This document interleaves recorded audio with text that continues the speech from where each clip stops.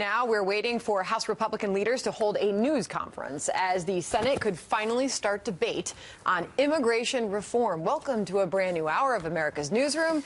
I'm Sandra Smith on this Wednesday morning. Morning to you, Sandra. I'm Bill Hammer. Good morning, everybody. Over on the House side, conservatives now pushing for a vote on an immigration bill written by Bob Goodlatte. We'll likely hear a bit more about that when that conference gets underway. Meanwhile, President Trump says it's time to get something done on this. I hope we can do DACA. That's currently up. Everybody's in there working hard on it right now. I think we have a chance to do DACA, very bipartisan. I'm ready to get started. This is the debate they said they wanted. I said we'd have an open and fair process. But the majority leader attempted to start voting today with an amendment that does absolutely nothing to address DACA, does absolutely nothing to address border security. Will you be able to get something done by the end of the week? If we don't, I'll be really disappointed. I think there's a deal there to be had. Well, Mike Emanuel live on the Hill to see whether or not that deal will happen. What's the latest on immigration? Let's start with that topic number one today, Mike. Well, Bill, good morning. Senate Majority Leader Mitch McConnell is turning up the pressure on his colleagues to get it done this week. The Senate is just now gaveling back into session for the day.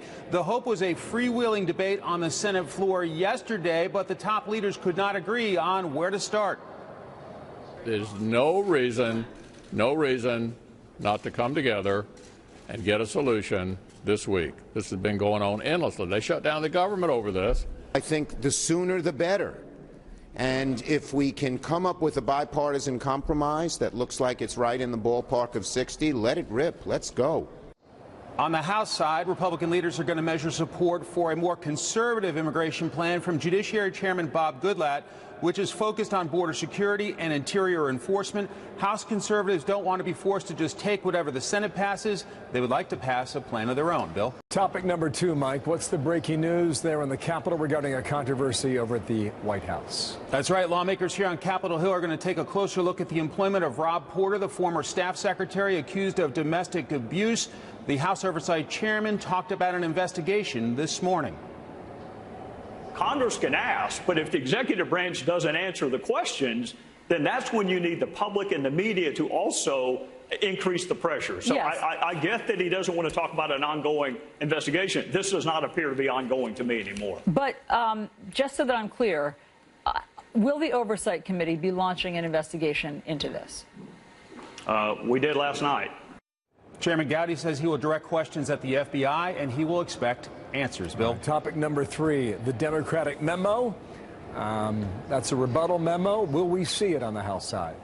Well, the top Democrat on House Intelligence says he will not revise his rebuttal memo. He will only make some redactions. He talked about this partisan standoff in the House Intelligence Committee this morning. So the process was obviously deeply flawed from the very beginning. It was not the least bit bipartisan. More than that, though, it was done without any opportunity for the members to read the underlying materials or the minority to even be informed that we were going down this road. The White House has said it has especially significant concerns for national security and law enforcement. Bill? A lot to follow. Thank you, Mike. Mike Emanuel setting the table there on the Hill this hour. Thank you, Sandra. For more on all this, Steve Hayes, editor-in-chief at the Weekly Standard and a Fox News contributor, joins us now. Steve, good morning to you. Good morning, Sandra. So you heard all the sound to set this up. President Trump, I want a bipartisan deal. Mitch McConnell said, I want an open and fair process to hash this out, get it done this week, putting the pressure on. Chuck Schumer pours cold water on everything, right? So are Democrats willing to give them a win on this? How does this end? Yeah, well, actually, I think the way that you phrased that question is exactly the right way to look at this. I think Democrats see this as an election issue as much as anything. We've already seen the Democrats willing to shut down the government in order to get their way on this broad immigration proposal. You've seen the president and the White House offer an immigration compromise, I think, really sort of a centrist compromise from the beginning by, in effect, tripling the number of DACA recipients and others who would be given this pathway to citizenship, while also trying to curb some forms of legal immigration. That gives heartburn to some Republicans. But I think the president came out with what could rightly be called a middle-of-the-road compromise on this early. And the president, look, the president indicated early in public that he was willing to sign anything. And those are his words.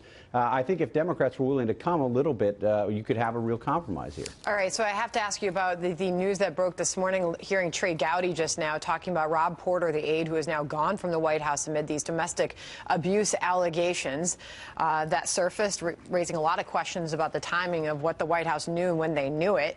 The House Oversight is now going to launch an investigation, per Trey Gowdy, into him.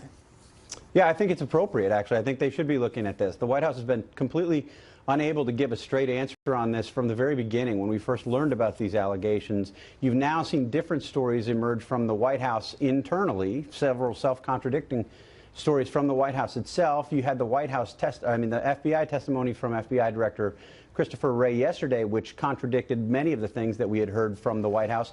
And you've had the White House try to blame this White House Security Personnel Office for failing to do an appropriate investigation when people who have worked with that office in the past have said that it's not really their job to do a thorough independent investigation. It's their job to move the process along. So lots of unanswered questions. I think we should know more about it. Our reporting this morning at Fox News reveals that John Kelly is not on his way out. There was talk about whether or not we would see his departure. It doesn't look like that is happening. What needs to happen next with this White House to move forward?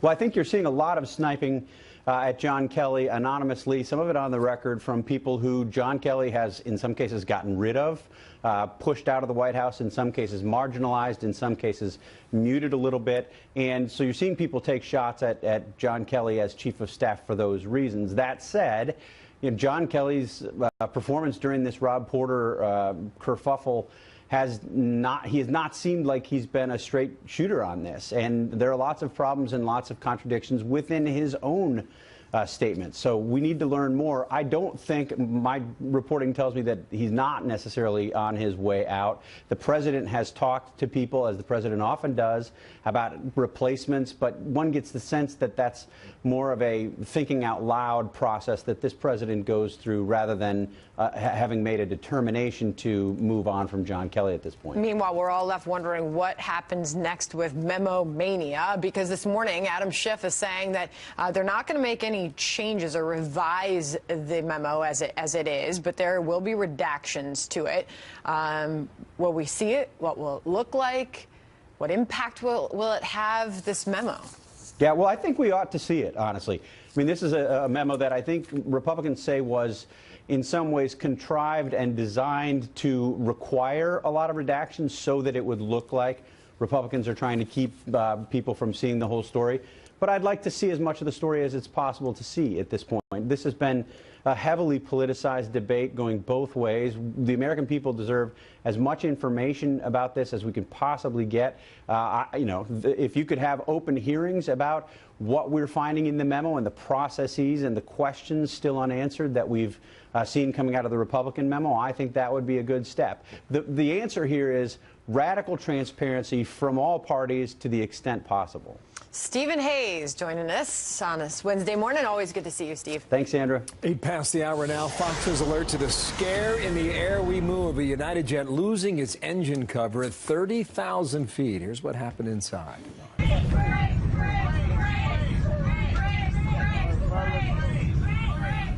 They're yelling brace. It happened over the Pacific flying into Hawaii. Several passengers tweeting it was the scariest flight of their lives.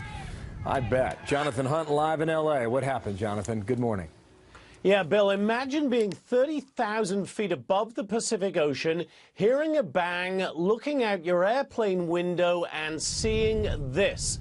The cover blown off an engine, nuts and bolts flying out of it, and you have close to another hour before your plane is due to land in Hawaii. The passengers on board United Airlines Flight 1175 had to endure all of that as their pilot radioed in an emergency landing request, and flight attendants told passengers to return to their seats immediately, fasten their seatbelts and brace. Some passengers sobbed, some prayed, some reached out to loved ones, they said. But 40 minutes later, although it probably felt like a lot more than that, the plane touched down safely in Honolulu, and passengers were able to breathe a sigh of relief and relive the moments of fear. Just heard a really large bang, was the right engine went. I turned on my phone, I took this video, and at the end I told my family I loved them. With the plane safely on the tarmac, United Airlines acknowledged there was a problem, you think, with the Boeing 777's engine and said in a statement, quote, "Our pilots followed all necessary protocols to safely land the aircraft. The aircraft taxied to the gate and the passengers deplaned normally." The Federal Aviation Administration is now investigating. It's not clear at this point what caused the engine cover to come off. But after that scare, the passengers' beachfront cocktails in Hawaii, Bill, probably tasting a little bit sweeter this morning. No question about that. We'll take two. Thank you, Jonathan. Floor of the Senate right now. Senate Majority Leader Mitch McConnell. Today could be the day they get moving on immigration or not. Have a listen. Because they know no matter how long they spend in closed-door negotiations, they can't change the fact that the president has spelled out a fair and generous framework that will be necessary to earn his signature. These guys can't take yes for an answer. So instead of moving to fulfill their promises and address the DACA issue, they haven't even allowed the debate to begin. There's a widespread desire in this chamber to find a resolution for the illegal immigrants who were brought to this country as children. Widespread agreement on that. But common sense dictates that we cannot simply treat one symptom of our broken immigration policy in complete isolation. We must address the underlying problems as well. That means fixing broken parts of our legal immigration system. We must also ensure the safety of the American people. That's why a DACA resolution should be paired with new security measures at our borders and common sense steps to improve security inside our borders. Steps like fixing the loophole that forces us to release thousands of criminal aliens whose home countries won't take them back. Steps like enacting Kate's Law to put criminal offenders who repeatedly and illegally cross our borders behind bars. Cracking down with stiffer penalties for human trafficking. And updating the removability grounds for drug traffickers, repeat drunk drivers, gang members, sex offenders. Interesting opening comment there from Mitch McConnell. You know, we're given the impression over the weekend that they're going to start this long debate period with numerous amendments beginning this week. Hasn't started just yet. The key line from Mitch McConnell, they, meaning Democrats, can't take yes for an answer with regard to the immigration debate going forward. We'll see if that changes today at 10:13 in the morning on the floor of the U.S. Senate. Stand by. Sandra. Meanwhile, we've got breaking news out of the NSA headquarters in Maryland this morning. A man rams his car into the gate. How police were able to stop him from going further. Plus, strong words from the Director of National Intelligence. Frankly, the United States is under attack. What Dan Coates calls the nation's #1 threat in a moment. And Bill Murray going political, why he says the Republican tax plan is fantastic and why what he has to say about the state of political discourse in America today. Stand by. There's almost a resentment that somehow you're separated again by a politician. You know, that you're my people. Oh, I'm in control of you. I represent you.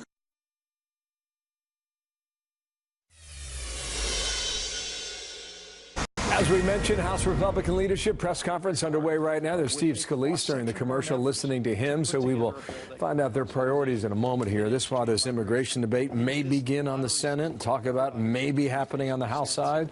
Either way, we'll let you know when it does. Stand by. 17 minutes now past the hour. Bill Murray going on the record about the new tax plan and the state of comedy and how that's going right now. He says the polarization of politics is very clear.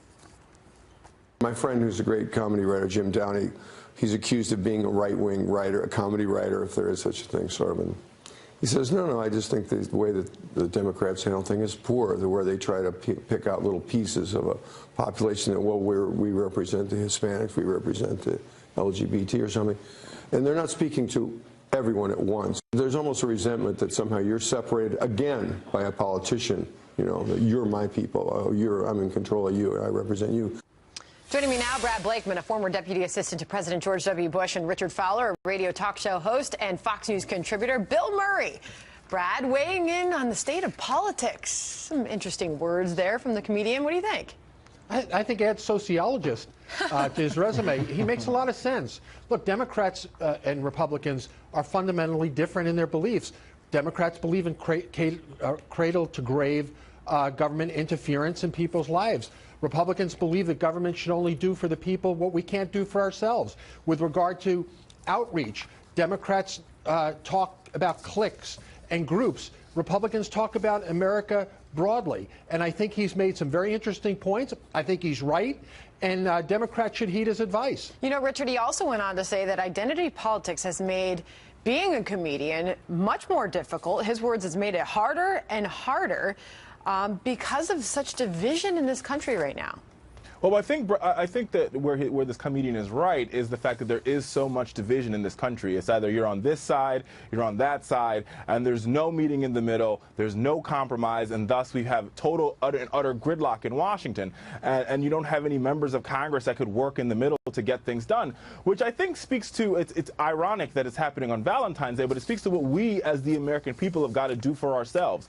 We've got to put aside our political ideology and figure out what we can do together. How can we as Americans solve the opioid crisis? How can we as Americans work on ending the violence in Chicago? How can we as Americans fix our public school systems? Because we are the ones that can do it, because we are the ones that elect these politicians, whether they're Democrats or Republicans, and each of them pick their sides. Well, you know, it's interesting, though. Bill Murray, he's a Chicago guy, a Midwest guy.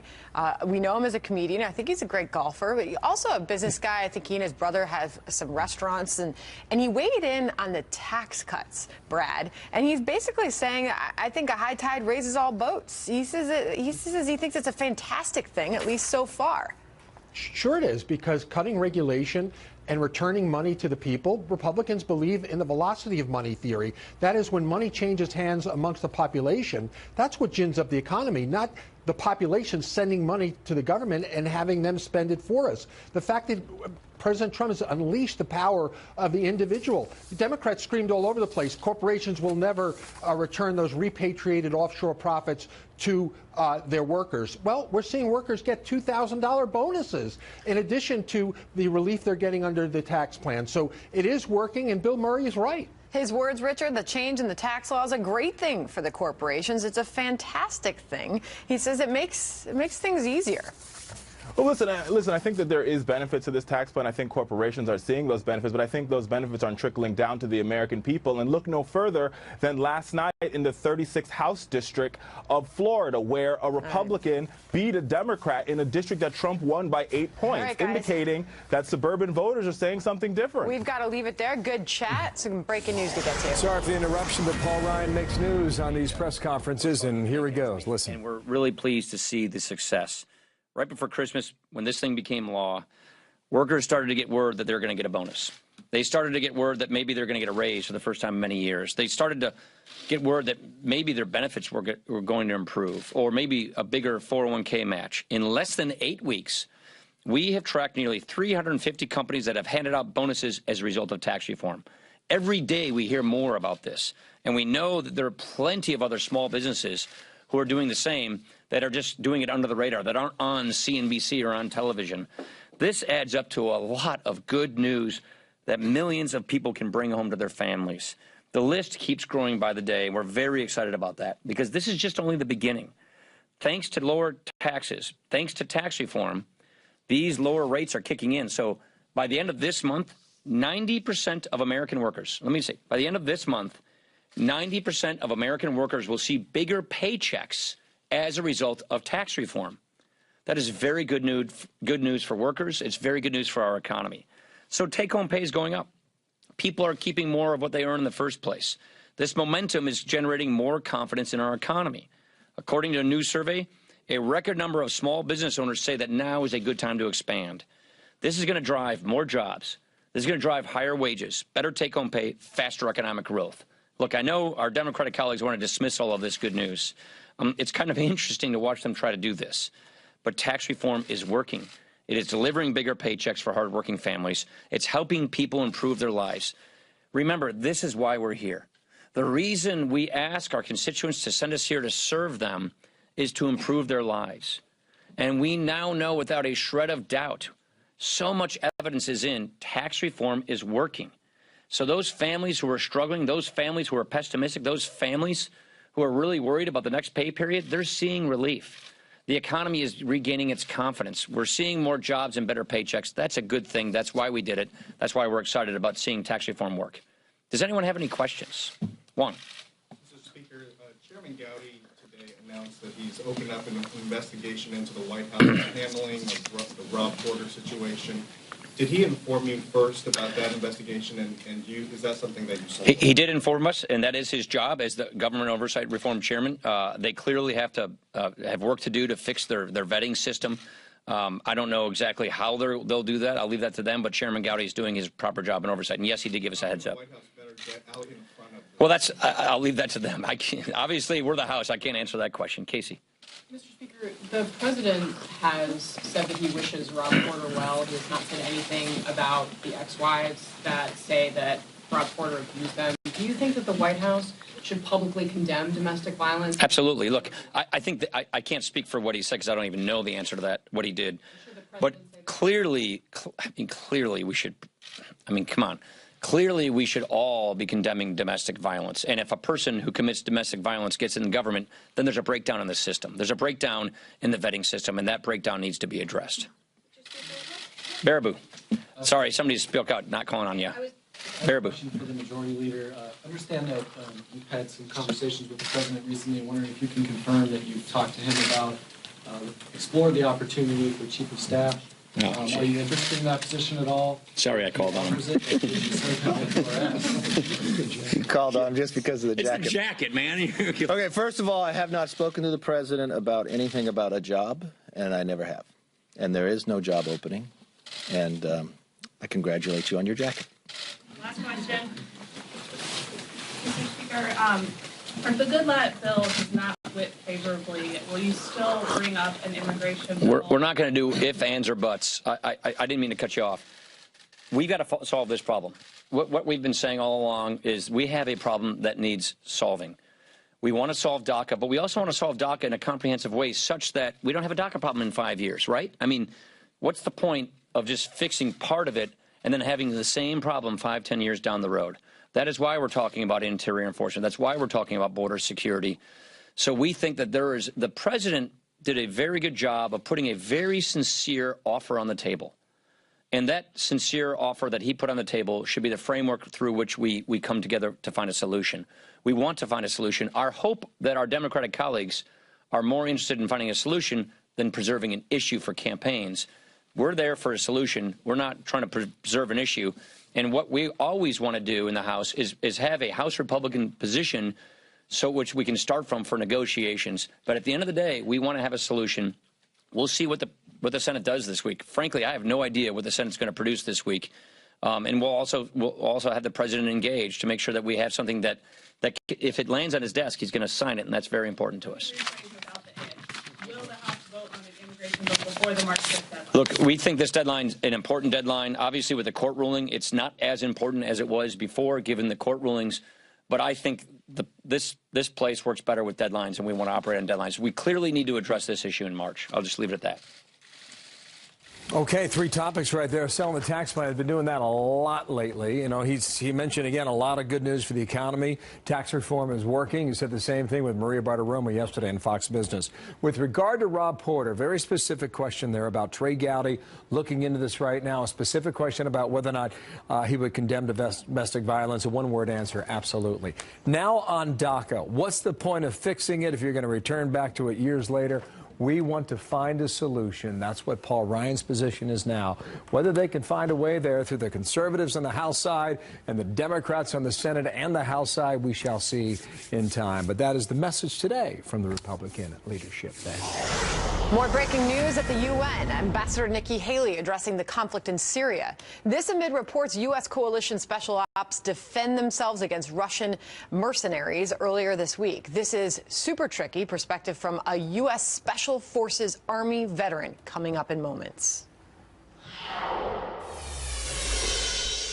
The United Nations moments ago, Nikki Haley, U.S. ambassador there, with a strong message toward Iran, a strong message toward Russia. This amid the ongoing tensions inside Syria, and that's a tricky wicket, too. Here's Nikki Haley during the commercial break a moment ago. Listen here. But we are not going to get to peace when the situation on the ground continues to escalate, with dire risks for the security of the entire region. Earlier this week, Iranian-backed militias in southern Syria launched a drone into Israeli territory. It was an egregious and unprompted escalation. Iran was once again doing what it does, risking conflict and testing the will of its neighbors and opponents to resist its aggression. Israel rightly took action to defend itself. The United States will always stand by our ally when confronted with provocations from Iran, Hezbollah, or the Assad regime. So that from a moment ago, she was talking more there. We'll bring you back there if there are more comments from the UN. Ben Collins, U.S. Army Special Forces veteran, served 3 tours of duty in Afghanistan. And Ben, welcome back here. Thanks, just to bring our viewers up to speed here, Syria is a mess. You have wars within wars that are ongoing now. Show them a map, folks. Put northwest of the country there. You've got the Kurds and the Turks. They've been going at it for some time. Assad is in red. That's the area he controls. In the east, you've got the Russians. You've got the Americans. And listen to Senator Tom Cotton from yesterday during a hearing in Washington in which U.S. Special Ops were forced to fire and defend themselves against Russian mercenaries. And there were dozens of Russians killed as a result. Go ahead and roll this. There are reports that over 200 Russian mercenaries were killed in eastern Syria. Can you confirm or deny those reports? Senator Cotton, I'll leave to the Department of Defense to talk about what transpired there. I can say this from an intelligence perspective: we have seen in multiple instances foreign forces using mercenaries in battles that will begin to approach the United States. So that's just the lay of the land, Ben. Then you think about the Israelis and Iran fighting in the same area. This can go up in a moment. Yeah, Bill, absolutely. I think that's the point, is that this is such a complex battlefield with so many different actors. You know, combat is complex when you simply have two actors. You know, right now we've got 3 to 4 states with our own forces in there. They're acting as proxies. You also have rebels that are fighting for their own interests. You've got multiple different rebel groups. And what Nikki Haley didn't say, at least in that clip that we heard, is that, yes, Israel responded to that drone that Iran sent through Syrian airspace by sending a flight of F-16s and bombing the area that drone was launched from in Syria. Now, the Syrian anti-aircraft weapons actually shot down one of the Israeli jets. The pilot, thank God, was injured but not killed. However, what that shows is this is a tinderbox waiting to happen. I mean, it's been 30 years since we've had an Israeli jet shot down. Now we've got the possibility of another conflagration, again, between you've got Iran and Israel. Never mind what's happening on the ground in Syria. So my concern here is that, you know, all these different actors with all their different interests, everybody's flying different, aircraft. We've got troops on top of each other. And here we have, and I was surprised that this hasn't happened before, but you had a T-72 Russian battle tank that was firing within the effective range of our troops. And so they responded and struck back. Oh. There was a phone conversation the other night between Vladimir Putin and President Trump. I imagine this came up. I don't know if that information has been made public, but I would assume it's come up. Just talk to us from a U.S. perspective here. Are we in a position there to defend ourselves against all these factions, first off? Well, Bill, I think the first thing that we have to understand is actually trying to figure out what those guys on the battlefield are seeing in front of them, you know, and how far we are willing to go. So this boils down to, I think, something that we have always had a problem with, and that is, you know, what is our strategic interest in Syria? You always have to weigh that against what are the strategic interests of Russia in Syria. And the argument can be made that Russia actually has a lot more strategic interest. They've got a naval base. They sell a tremendous amount of weapons to Assad. So, you know, we always have to take into account how far is Russia willing to go, how far are we willing to go. Now, we know that we have plenty of assets now that are on the ground. because of the rules of engagement that have been lifted, ground commanders now have the authority to call in airstrikes in support. So yes, I believe that our troops do have the ability to defend themselves. Okay. The question is just everybody stepping on top of each other, and it's scary. Yeah, it's something that could go up very quickly, and there are about 4 more wars that could happen. I got some breaking news. We are there to stop ISIS. Mission not nearly accomplished, but pretty close. A lot better than a year ago. And we're there to stop the influence of Iran. So Ben, I want you to come back and we'll follow this. Okay? Got some breaking news. Thank you, Ben Collins. There in Washington. Thanks, Bill. As the immigration debate heats up, Senate Minority Leader Chuck Schumer speaking on the Senate floor right now. Let's listen. It was President Trump who terminated the DACA program last August, not Democrats or not Republicans here.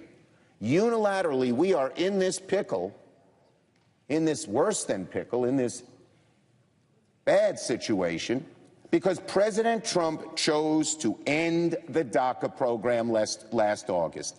That stands out above anything else. Then, President Trump turned his back not on 1, but 2 bipartisan immigration proposals. I went so far to put the wall, the president's signature campaign issue, on the table for discussion. That still did not drive him to a deal. And finally, now that we're working hard in the Senate to come up with a bipartisan proposal, President Trump is just trying to gum up the works. According to reports, President Trump may threaten to veto legislation that doesn't match his hardline demands. My way or no way, with no Democratic input. A statement this morning from the White House said the president would oppose even a short-term bill to protect the Dreamers. So who is intent on kicking these people who know no country but America, who work in our factories and offices, who go to our schools, who serve in our military? Who is intent on kicking them out? Not the American people. 90% want to support the Dreamers. Not any Democrat, and not a good number of Republicans on that side of the aisle. Just the president. So on 3 separate occasions, President Trump has stood in the way of a bipartisan solution to DACA, a problem he created in the first place. And yet, the president is in this dream world. He thinks, oh, I can blame Democrats for the impasse. As I said, only in the 1984 world, where up is down and black is white, could this be true. Only in a 1984 world where up is down and black is white would the American public blame Democrats for this. They know where Trump stands. They know it. Well, there you have it. That's Senate Minority Leader Chuck Schumer speaking on the Senate floor live right now. This is the immigration debate that is taking place right now. He is putting pressure on the president, saying he is intent on not coming together and finding a bipartisan deal that would ultimately protect those Dreamers. Chuck Schumer, he meant it when he told Mitch McConnell this was not going to be easy. And certainly evidence of that speech on the floor right now that we'll continue to monitor. And blaming the president for the end of DACA, too. But we'll watch how this goes. A lot of this is negotiations now, and we'll see whether or not each heating up for sure. Yeah. In the meantime, the Director of National Intelligence, he did not hold back when it comes to cybersecurity. Why intel leaders now say cyber terror attacks are the #1 priority. We'll take you there next. States is threatened by cyber attacks every day. We have entered a period that can best be described as a race for technological superiority against our adversaries who seek to sow division in the United States.